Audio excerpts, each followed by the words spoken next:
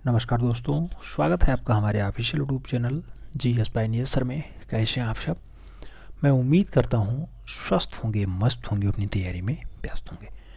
तैयारी करने का मतलब यहाँ यही है कि आप ट्रेंड ग्रेजुएट टीचर आर्ट के लिए प्रयासरत हैं। जो 148 पदों पर भर्ती है उसे फ़तेह करने के लिए आप लोग आतुर हैं। अगर इसे आपको फ़तेह करना है तो मेहनत तो करना ही पड़ेगा। उम्मीद है कि आप लोग कर रहे हैं, कोई डाउट नहीं। इसी क्रम में आपकी तैयारी को और थोड़ा सा मजबूती दिया जाए, इसके लिए आज हम लोग थोड़ा सा जो है वेस्टर्न आर्ट के बारे में देखेंगे। वेस्टर्न आर्ट में क्वेश्चंस पूछा जाता है। कुछ जर्मनी के कलाकार हैं जिनसे एक आध क्वेश्चंस बन जाता है, जैसे अल्बर्ट ड्यूरर से क्वेश्चंस कभी कभी बन जाता है, और उसके साथ साथ वेनिस के कलाकारों से भी क्वेश्चंस बन जाता है। तो इन्हें देखने का प्रयास करते हैं। वीडियो थोड़ा सा जो है लंबा होने वाला है, हालांकि 10 से 12 कलाकार आप देखेंगे तो वीडियो तो लंबा ही होगा ही, कोई बहुत बड़ा वीडियो नहीं होने वाला है, ये भी याद रखिएगा। पेन पेपर उठा लीजिएगा क्योंकि आपको नोट डाउन करना पड़ सकता है। पहला पॉइंट दिया गया है, वेनिस के प्रारंभिक पुनरुत्थान काल के कलाकारों में किसका परिवार फेमस होता है? तो बेल्लिनी का जो है परिवार ज़्यादा फेमस होता है।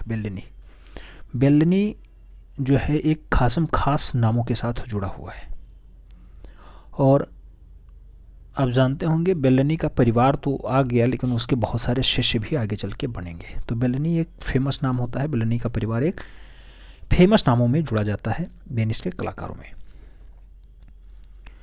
जियोवानी बेल्लिनी की अगर बात करते हैं तो 1430 में जन्म होता है, 1516 में मृत्यु होती है। कला का वेनिस का जो है जियो बेल्लिनी की कला का वेनिस की कला में जो है महत्वपूर्ण योगदान रहा है। जियो बेल्लिनी मेडोसा चित्रों के लिए बहुत फेमस हो जाता है। तो ये मेडोसा रचना कई बार पूछी गई रचना है, याद रखना।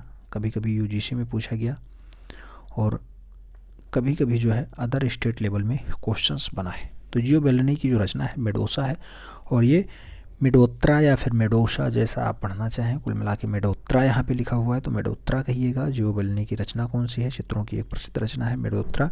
किसने बनाई? जियो बेल्लिनी बनाई है। जियो बेल्लिनी, वही जियो बेल्लिनी जो वेनिस का एक अच्छा कलाकार होता है और जो है वेनिस के प्रारंभिक पुनरुत्थान काल का अच्छा कलाकारों में शुमार होता है, एक अच्छा घराना उसका होता है। आगे बात करते हैं तो बेल्लिनी के चित्रों में बेल्लिनी के चित्रों में जो चित्र होते हैं वो उच्च कल्पनाशीलता के होते हैं, रचनात्मकता के होते हैं, प्राकृतिक दृश्यों का समावेश होता है, पारिक्षेप्य का अच्छा प्रयोग माना जाता है बेल्लिनी के चित्रों में। ये बात तो बेल्लिनी की हो गई। अब बेल्लिनी का एक शिष्य होता है जिसका नाम होता है जॉर्जियोन। तो जॉर्जियोन की अगर बात करते हैं, जॉर्जियोन बेल्लिनी का ही शिष्य था। वेनिस का प्रसिद्ध चित्रकार माना जाता है जॉर्जियोन जो है तैल माध्यम में छोटे छोटे चित्रों की रचना प्रारंभ करता है, जिसमें उसने रहस्यात्मक और उत्तेजक विषयों का अंकन बहुत अच्छे से किया है। जिसमें किया तैलीय रंग में जॉर्जियोन ने बहुत अच्छी रचनाएं की हैं। जॉर्जियोन किसका शिष्य होता है? बेल्लिनी का शिष्य होता है। ये याद रखिएगा कि जैसे जॉर्जियोन तैलीय रंग में चित्रण करता है, वही तैलीय माध्यम में भारत में जो है राजा रवि वर्मा चित्रण करते हैं। राजा रवि वर्मा करते हैं, जिनका जन्म 1848 को होता है। ठीक है, 29 अप्रैल 1848, 29 अप्रैल।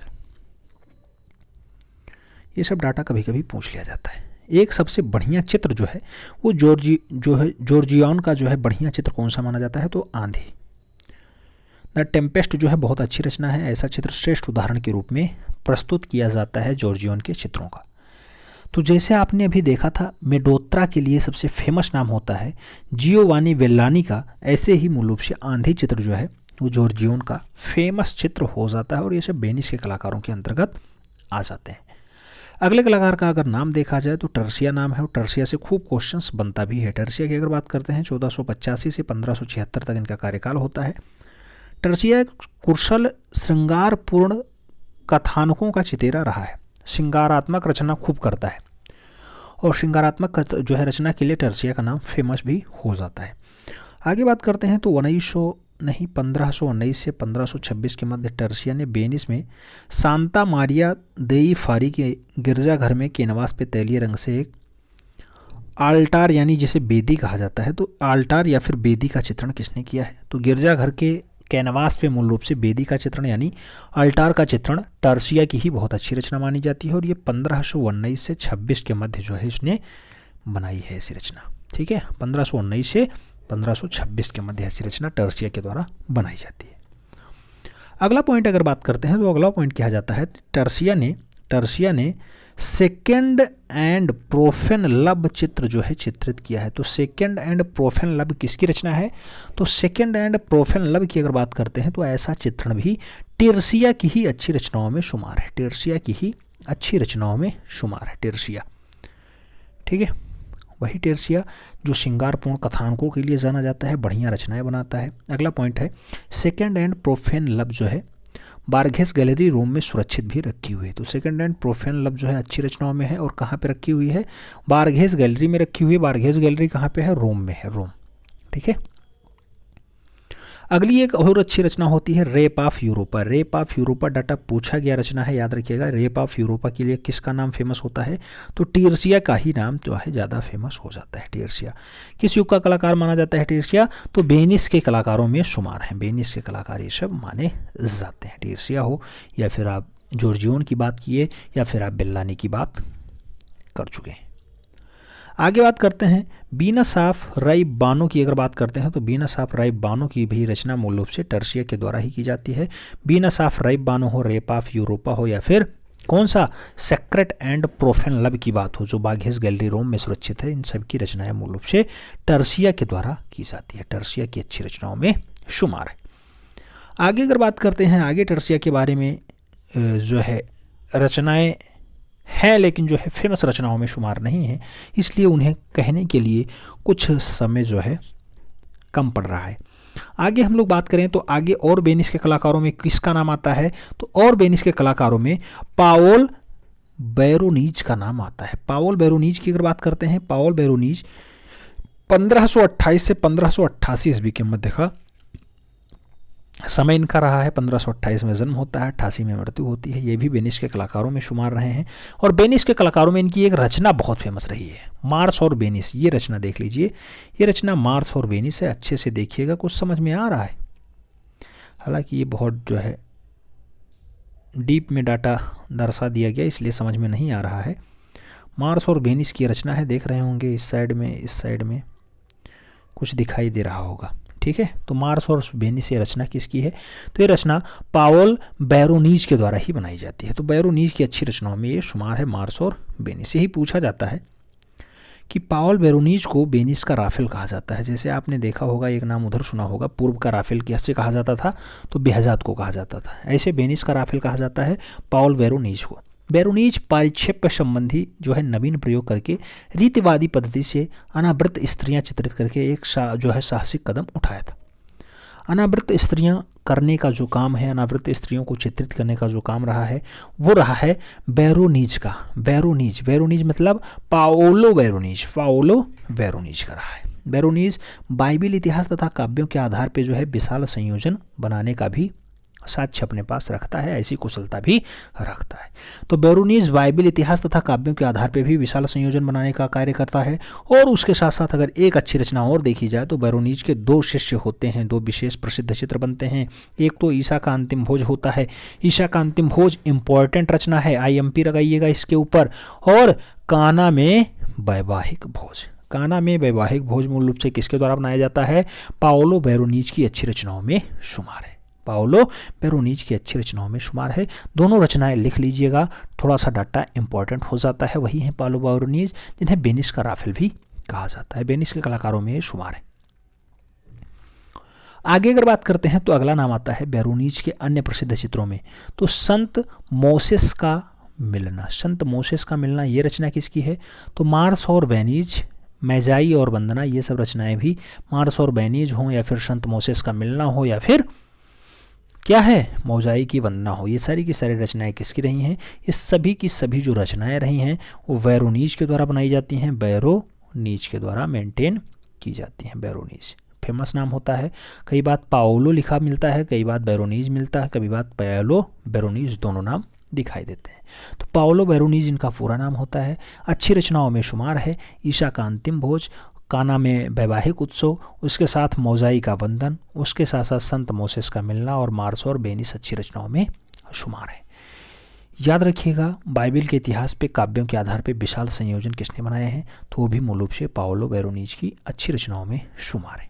ये तो हो गए पाओलो वेरोनीज जो मूल रूप से क्या कहलाते हैं? वेनिस का राफेल कहलाते हैं।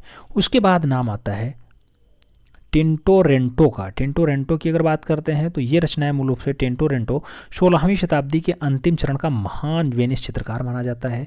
इसका वास्तविक नाम जोकोप्पो रोबिस्टी था। जोकोप्पो रोबिस्टी किसका पूरा नाम होता है? तो टिंटोरेट्टो का जो है पूरा नाम जोकोप्पो रोबिस्टी रहा है। आगे बात करते हैं तो टिंटोरेट्टो की कला में माइकल एंजेलो का रेखांकन तथा टर्सिया के रंग योजना का समन्वय खूब अच्छे से दिखाई देता है। इसका प्रमुख चित्र कौन सा आता है? तो प्रमुख चित्रों की अगर बात करते हैं तो 1555 से 1558 ईस्वी के मध्य संत जॉर्ज का ड्रैगन चित्र जो है ज़्यादा फेमस हो जाता है टिंटोरेट्टो का।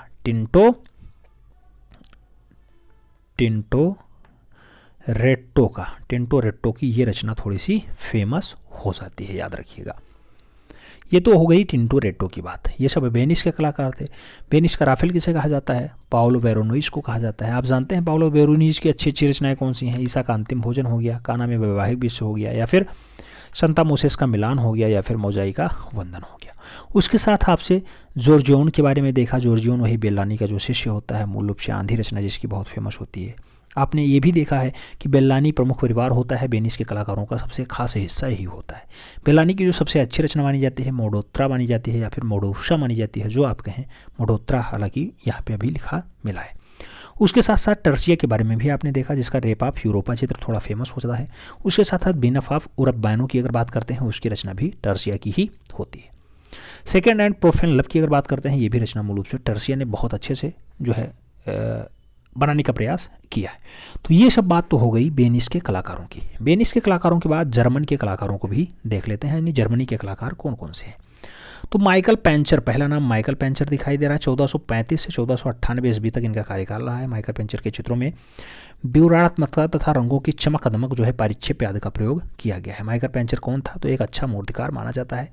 माइकल पेंचर ने गौथिक शैली के प्रमुख भवनों का चित्रण खूब अच्छे से किया है। गौथिक शैली में भवन निर्माण का कार्य बहुत अच्छे से माइकल पेंचर ने दर्शाया है अपने चित्रों के माध्यम से।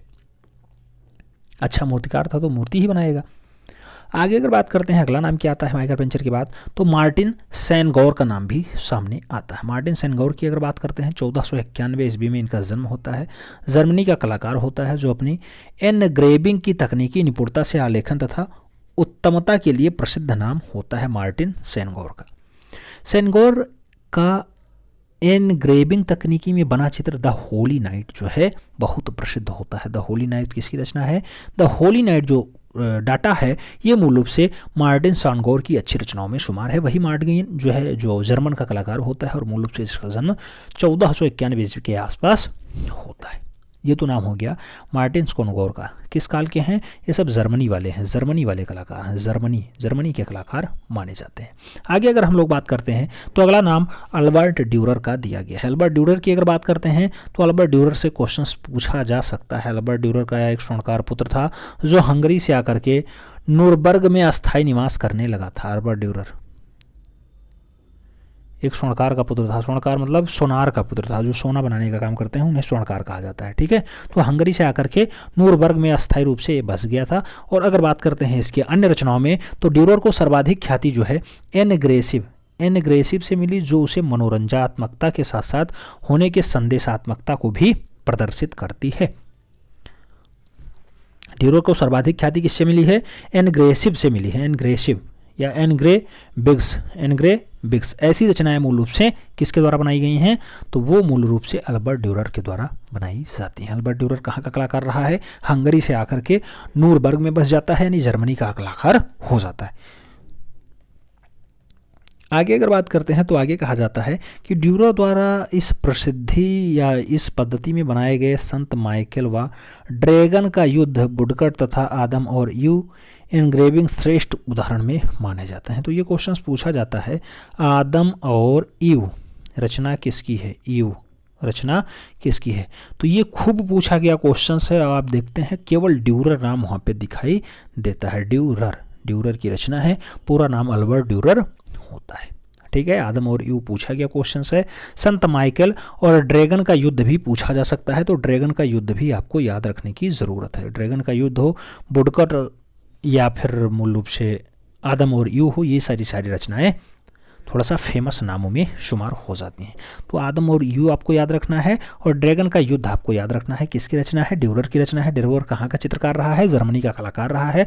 अल्बर्ट ड्यूरर पूरा काम होता है, इसका पूरा नाम होता है, एक स्वर्णकार का पुत्र होता है, यानी एक सुनार का पुत्र होता है। आप देख लीजिए ईसा के 4 पट्ट शिष्य, ये हैं ईसा के 4 पट्ट शिष्य। आप देखिएगा 1 2 3 4 दिखाई दे रहे हैं, 1 2 3 और 4। ये ईसा के 4 पटचित्र हैं। किसकी रचना है? तो ये पट्ट शिष्यों में मूल रूप से नाम किसका आएगा? नाम आएगा अल्बर्ट ड्यूरर का। बालों के चित्रण के लिए ड्यूरर विश्व प्रसिद्ध होता है, विशेष प्रसिद्धि प्राप्त करता है। तो बालों को बहुत अच्छे से दर्शाने का काम जो है किसका रहा है? अल्बर्ट ड्यूरर का रहा है। द ग्रेट ट्रफल फॉर कृति किसकी है? द ग्रेट ट्रफल फॉर की अगर बात करते हैं तो द ग्रेट ट्रफल फॉर जो रचना है मूल रूप से ये भी ड्यूरर के द्वारा ही बनाई जाती है। ड्यूरर की अच्छी रचनाओं में शुमार है। प्रसिद्ध प्रिंट मेकर ड्यूरर द्वारा निर्मित द लाइफ ऑफ वर्जिन जो 19 चित्रों की श्रृंखला है, वुडकट माध्यम में बनाई गई है। द लाइफ ऑफ वर्जिन किस माध्यम में है? वुडकट माध्यम में बनाई गई है। किसके द्वारा बनाई जाती है? अल्बर्ट ड्यूरर के द्वारा बनाई जाती है। अल्बर्ट ड्यूरर की अच्छी रचनाओं में शुमार होती है। आगे अगर बात करते हैं अगला पॉइंट कौन सा आता है? अगला पॉइंट आपका आता है कि 1505 ईस्वी में ड्यूरर वेनिस गया, जहां उसने 2 चित्र बनाए। एक तो गुलाब के हारों वाली मैडोना और दूसरा चिकित्सकों के मध्य ईसा। ये दोनों रचनाएं कहाँ पे बनाए? वेनिस में बनाए। किसने बनाया? ड्यूरर की अच्छी रचनाओं के जो है तथ्य सामने आते हैं। 1505 के आसपास ऐसी रचनाएं बनाई जाती हैं। आगे अगर बात करते हैं अगला पॉइंट आता है द लाइफ ऑफ वर्जिन और कोर्ट ऑफ आर्म्स। किसकी रचना है? तो द लाइफ ऑफ वर्जिन पूछे या फिर कोर्ट ऑफ आर्म्स पूछे, ये दोनों की दोनों रचनाएं मूल रूप से ड्यूरर के द्वारा ही बनाई जाती हैं। ड्यूरर की अच्छी रचनाओं में शुमार है। ड्यूरर का जन्म 1471 में जर्मनी में हुआ था। एक स्वर्णकार का पुत्र होता है ड्यूरर। इतना नाम याद रखना पर्याप्त है, इतना डाटा इसके लिए। ड्यूरर के बाद किसका नाम देखेंगे? तो जर्मनी के कलाकारों में माथियास योगावेल्ड की बात होगी। माथियास योगनावेल्ड की अगर बात हो तो माथियास योगनावेल्ड की अगर बात हो तो ये जो है योगनावेल्ड एक धार्मिक और श्रेष्ठ जर्मन कलाकार था, जिसने वुडकट की रचना बहुत अधिक की है। वुडकट की रचना खूब ज़्यादा की है। कुशारोपण की अगर बात हो, कुशारोपण ये रचना है, आप देख लीजिएगा। कुशारोपण ये है कुशारोपण, और किसने बनाया है? तो कुशारोपण मार्टियर डुगलस के द्वारा ही बनाया जाता है। योगना बेल्ट, माथियास योगना बेल्ट की रचना है। माथियास किसकी है? माथियास ग्यूनावेल्ड, ग्यूनावेल्ड की रचना है। ठीक है, ग्यूनावेल्ड की रचना है। आगे अगर बात करते हैं अगला पॉइंट आता है माथियास योगनावेल्ड। तो कहा जाता है कोयले व पेंसिलों से रेखांकन बढ़िया से कर लेते थे। कोयले से और पेंसिल से रेखांकन कौन बहुत अच्छा करता था? तो माथियास योगनावेल्ड बहुत अच्छे से कोयले से और पेंसिलों से रेखांकन कर लेते थे। योगनावेल्ड की जो श्रेष्ठ चित्र है वो अभी ईसा की सूली है। आपने तुरंत देखा है ईसा की सूली को। 1505 ईस्वी में ईसा की सूली को बनाया गया। एक आल्टार पीस है जो 4 फलकों में बनाया गया है। 4 फलकों में अभी फिर से देख लीजिए, ये 4 फलक दिखाई देते हैं। एक तो ये वाला, एक तो ये वाला, एक तो ये वाला और एक तो ये वाला। तो ये हैं ईसा। आप देख रहे हैं कि ये सूली पर लटके हुए हैं। ऐसा दृश्य मूल रूप से किसने बनाया है? तो माथियास योगनावेल्ड के द्वारा बनाया जाता है। अच्छी रचनाओं में शुमार है। कोयले और पेंसिलों से रेखांकन बहुत अच्छे से माथियास योगनावेल्ड कर लेते थे। माथियास योगनावेल्ड के बाद आप एक नाम और याद रखिएगा, ल्यूकान क्रानास की अगर बात होगी तो ल्यूकान्स क्रानास भी मूल रूप से कहाँ के कलाकार होते हैं? इनका भी संबंध जर्मनी से होता है। जर्मनी के कलाकारों में शुमार होते हैं। बात होगी ल्यूकास क्रानास एक काष्ठशिल्पी चित्रकार और धातु चित्रों का जो है सर्जक के रूप में जाने जाते हैं। थोड़ा सा फेमस नाम होता है। क्रानाक की प्रारंभिक कृति क्या है? तो धार्मिक है। इसने व्यक्ति चित्रण बहुत ज़्यादा किया है। क्रानाक ने व्यक्ति चित्रण खूब ज़्यादा बनाया है। ल्यूकास क्रानास अत्यंत वासनापूर्ण नारी आकृतियों का भी विकास किया, जिसमें सिर से पैर तक के मणियों के समान चमकते रंग भरे हैं। मणियों के समान चमकते रंग ल्यूकास क्रानाक ने बने। स्त्रियों को जो है ये वासनापूर्ण नारी के रूप में दर्शाने का प्रयास बखूबी किया है। क्रानाक की एक राइन नदी के तटवर्ती जो है प्रकृति दृश्यों का भी रुचि से चित्रण किया है। तो राइन नदी रचना किसकी है? राइन नदी को बनाने का जो काम रहा है ल्यूकास क्रानाक का रहा है। ल्यूकास क्रानाक का रहा है। आगे अगर बात करते हैं अगला पॉइंट आता है अल्बर्ट ड्यूरर के बारे में। तो अल्बर्ट ड्यूरर ग्रेनावेल्ड तथा कार्नाक जर्मनी के 3 महान जो है महानायक कहा जा सकता है, महान चित्रकार कहा जा सकता है, महान उद्धारक कहा जा सकता है। तो अल्बर्ट ड्यूरर हो जाएं। अल्बर्ट ड्यूरर जिन्होंने अभी आपने देखा कि हंगरी से आकर के यहाँ बसते थे और मूल रूप से क्या थे, स्वर्णकार के पुत्र थे, जिनकी अच्छी रचना भी आपने देखा है द लाइफ ऑफ वर्जिन थी, कोर्ट ऑफ आर्म्स थी, उसके साथ साथ गुलामों के हारों वाली मैडोना है और जो है चित्रों के मध्य ईसा है। उसके साथ आपने देखा है क्या, ग्रूनावेल्ड के बारे में। ग्रूनावेल्ड वही हैं माथियास ग्रूनावेल्ड। माथियास ग्रूनावेल्ड जर्मनी के जो अच्छे कलाकार होते हैं, जर्मनी के अच्छे कलाकार होते हैं। आपने देखा कि ईसा की सूली बहुत अच्छी रचना इनकी होती है। ईसा की सूली अच्छी रचनाओं में शुमार है। आगे बात करते हैं, अगला पॉइंट आप देख ही रहे हैं, क्रानाक जर्मनी। तो ल्यूकांस यही हैं, ल्यूकांस क्रानाक, ठीक है। बात करें जर्मनी कलाकारों में तो हांस हेबेल्स कनिष्ठ 1497 से 1543 ईस्वी तक जो है यथार्थवादी चित्रकार के रूप में जाने जाते रहे। हांस होल्बिन कनिष्ठ का प्रमुख चित्र जो है मृत्यु का नाच और मृत्यु का काखा नामक चित्र मालाएं प्रमुख मानी जाती हैं। किसकी रचना है मृत्यु का नाच? तो मृत्यु का नाच जो है हांस होल्बिन कनिष्ठ की जो है अच्छी रचनाओं में शुमार हैं। कहाँ के कलाकार हैं? जर्मनी के कलाकार माने जाते हैं। जर्मनी के कलाकार ये सब होते हैं। एल ग्रेको की अगर बात करते हैं, एल ग्रेको जो है ये 1541 से 1614 ईस्वी तक होता है। वास्तविक नाम दोमोनिको थिपोटो कोपोउलोस। दोमोनिको थिपोटो कोपोउलोस जो है इनका पूरा नाम होता है। एल ग्रेको ऐसे वास्तविकता में पुकारा जाता रहा है। एल ग्रेको इनका ऐसा नाम है। आदम और ईव की अगर बात करते हैं, आदम और ईव ये रचना बहुत फेमस है, आप देख लीजिए। ये है आपका आदम और आदम के साथ ईव। ये रचना किसकी है? आदम और ईव रचना किसकी है? तो मूल रूप से क्रानाक की रचना है आदम और ईव, ठीक है। बात होगी एल ग्रेको के प्रसिद्ध चित्रों में तो ईसा का पुनर्जन्म है, संत जान की भविष्यवाणी है, एक व्यक्ति चित्र तथा तोल्दो का दृश्य चित्रण भी विशेष उल्लेखनीय होता है एल ग्रेको के। एल ग्रेको की ये सब अच्छी से अच्छी रचनाएं होती हैं। एल ग्रेको वही जिसका पूरा नाम दोमेनिको थिपोटो कोपोउलोस था, ठीक है। आगे बात करते हैं, एल ग्रेको ने कैनवास पे तैलीय रंग से कार्य किया है। ये सब किस शैली के कलाकार माने जाते हैं? तो इनका संबंध जो है जर्मनी से रहा है, जर्मनी के चित्रकार माने जाते रहे। आगे बात करते हैं तो एल ग्रेको की उच्च विशेषताओं के कारण इसे पुनरुत्थान शैली का जो है चित्रकार माना जाता है, ना कि पुनरुत्थान शैली का चित्रकार ना मान करके रीतिवादी कलाकार माना जाता है। एल ग्रेको किस शैली का चित्रकार हो जाता है? रीति काल का होता है, रीतिवादी कलाकार हो जाता है। पुनरुत्थान काल का इसे नहीं माना जाता है।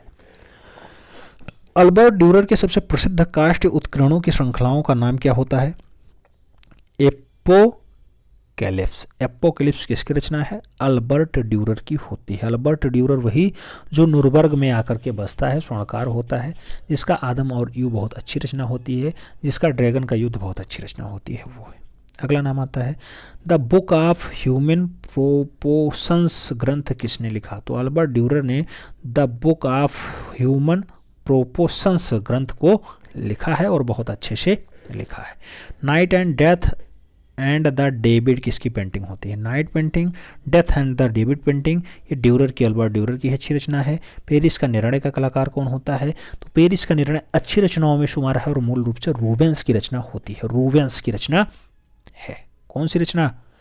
रूबेंस की रचना है। कौन सी? पेरिस का निर्णय। पेरिस का निर्णय अच्छी रचनाओं में शुमार है और रूबेंस की रचना होती है। रूबेंस नाम याद रखिएगा, काम इंपॉर्टेंट देगा, क्योंकि पेरिस का निर्णय पूछा जा सकता है डाटा आपसे, ठीक है। तो कुल मिलाकर के आज आपने जर्मनी के कलाकारों को पढ़ा और जर्मनी के साथ साथ आपने किसे पढ़ा है? वेनिस के कलाकारों को पढ़ा है। जर्मनी के कलाकारों में आपने कई नाम देखे हैं, जिसमें से पाउलो वेरोनीज को भी आपने देखा है। पाउलो वेरोनीज वही हैं जो वेनिस का राफेल कहा जाता है। उसके साथ साथ कान में वैवाहिक भोज हो या फिर ईसा का अंतिम भोज हो, ये भी पाउलो वेरोनीज की बहुत अच्छी रचना है। उसके साथ साथ जॉर्जियोन को आपने देखा ही, जो बेल्लानी के शिष्य होते हैं। टर्सिया को आपने देखा ही है, रेप ऑफ यूरोपा, जिसकी बहुत अच्छी रचना होती है। वीनस ऑफ उरबाइनो की अगर बात करते हैं, ये भी रचना टर्सिया की होती है। उसके साथ साथ तो आपने गुरु जी को देखा ही है, बेल्लानी को। बेल्लानी परिवार से ही मूल रूप से वेनिस का आरंभ होता है। तो इन सभी नामों को आपने देखा है, उम्मीद है कि आपको समझ में आया होगा। जो इम्पोर्टेंट रचना बताई गई है उन रचनाओं पे आपको खास पकड़ बनानी है, क्योंकि रचनाओं से ही क्वेश्चंस आपकी परीक्षा में छपते हैं। तो इस पे फोकस करिएगा। अगर इस पे आप फोकस करते हैं तो कोई दिक्कत नहीं है, 148 फतेह कराने में ये भी आपको एक मील का पत्थर साबित होगा। मिलते हैं सुन में, तब तक के लिए जय हिंद।